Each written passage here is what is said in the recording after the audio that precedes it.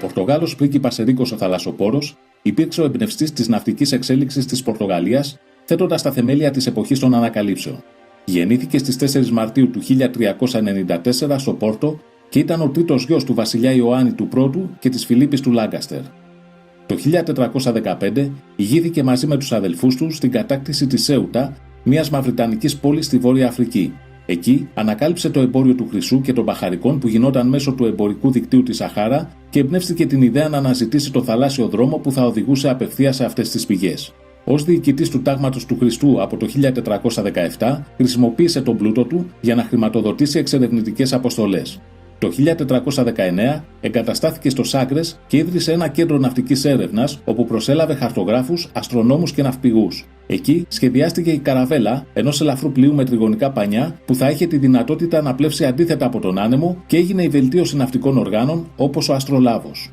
Από το 1419, ο Ερίκος οργάνωσε συστηματικές αποστολές κατά μήκος της Δυτικής Αφρικής. Υπό την καθοδήγησή του, το 1419, ο Ζωάο Γκονσάλβε Ζάρκο και ο Τριστάο Βας Τεϊσέιρα ανακάλυψαν τα ακατοίκητα νησιά Μαδέρα. Το 1427, ο Γκονσάλο Βέλιο ανακάλυψε τα πρώτα νησιά των επίσης ακατοίκητων Αζωρών.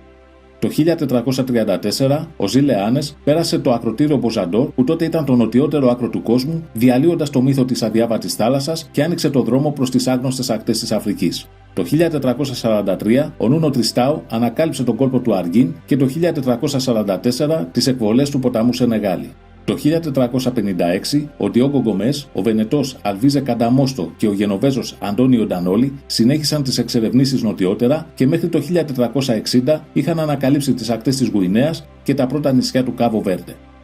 Οι αποστολές αυτές άνοιξαν τον δρόμο στους Πορτογάλους για την άμεση πρόσβαση στις αγορές της Δυτικής Αφρικής, όπου υπήρχε χρυσός, αποδυναμώνοντας το εμπόριο μέσω της Σαχάρας που έλεγχαν οι Άραβες και εξασφαλίζοντας το μονοπόλιο σε διάφορα εξωτικά είδη όπως το ελεφαντόδοντο, το μοσχοκάριδο και το πιπέρι.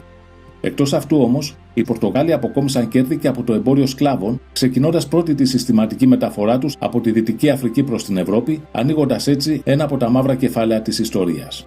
Ο Ερίκος είχε καταφέρει να μετατρέψει μια χώρα που βρισκόταν στο τέλος του κόσμου σε μια χώρα που άρχιζε ένας ωκεανός ευκαιριών, δείχνοντας στους Πορτογάλους το δρόμο για την κατάκτησή του.